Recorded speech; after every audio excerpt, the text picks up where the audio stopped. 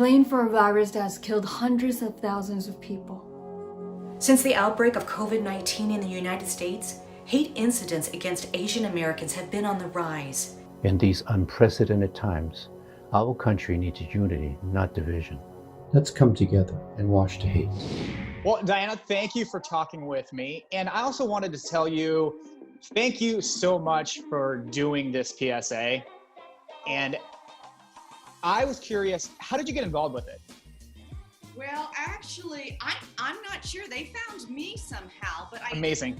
I think it links back to a movie I did over 10 years ago called The Sensei, which Tai Ma was actually casted in my film. I wrote, directed, produced, and I was one of the cast members.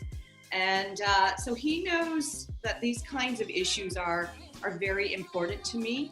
And I also, a lot of people don't know that I come from a family of activists. My grandparents were activists. Amazing. Americans as Filipinos that first came to America during the time of World War II and the Depression. So, and they were, my grandmother was a school teacher. And in fact, all my father's side of the family, a lot of them were all school teachers, but particularly my grandmother always said, you know what, history can sometimes repeat itself in different ways. And we tell you these stories of what we went through as your family members. So then that way, if this happens again in your lifetime, you can recognize it, and then maybe you can be vigilant and maybe do something about it, like the way my grandfather did, because he had established one of the first unions in the state of California as a farm worker, but at that time it was a lot of Filipinos, right? And the conditions were horrible, and there was so much racism back then. It was such a dark period, and they were immigrants, but technically they were also, in theory, supposed to be U.S. citizens because the Philippines and Hawaii were under the Commonwealth of the United States. Oh, cool. Huh, yeah. Right, so that supposedly they were supposed to have those protections as Americans, but all of a sudden Congress back then, and we all know if we open up our history books, weren't very consistent. And so my grandparents had to be very active about protecting the community here in California. And so those lessons, those early lessons about, standing up for yourself and in a way keeping your dignity and in the face of adversity really was something they taught me.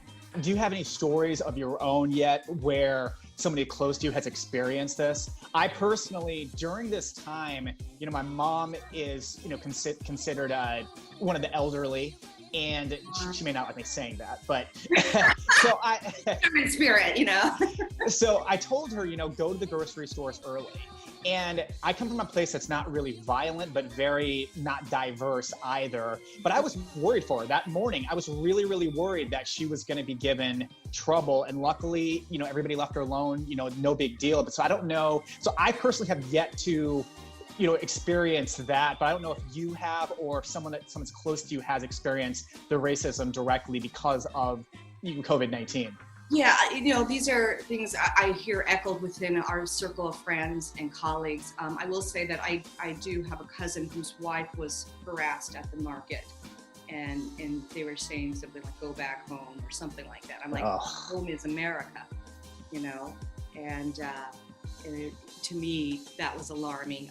I have many students of Asian descent who have been harassed on the streets, and I have friends of mine who are in law enforcement, and they've been getting back to my husband and I, like, you were right. We are seeing this surge, this rise, and they were really sickened by it. So those are my connections to this much bigger story about what's happening here in our country. And that's why we have to all just collectively stay on point and continue on with this message that we have to pull together. And that there is no place for this kind of hate, I'm trying to think about what else I can tell you. But I can also, like I said, I'm also encouraged that I'm seeing people that I know also stepping up to the plate and being protective when they see somebody that's being harassed and getting in trouble. And that's a good thing too. And like I said, I think it's because of this kind of messaging that we have to stick to in these times. Finally, really, really quick, I found out something really awesome about you, and you are Bruce Lee's goddaughter. Yes. In 2 weeks. Yeah. Yeah. So in 2 weeks on ESPN, they're going to be playing Be Like Water. I was just curious if you had seen that yet, or your thoughts on, that coming out. Well, they interviewed me, and they interviewed my father. Amazing. So I don't know if I made the cut. I have no idea. And then, of course, Shannon's in it, Uncle Bruce's daughter.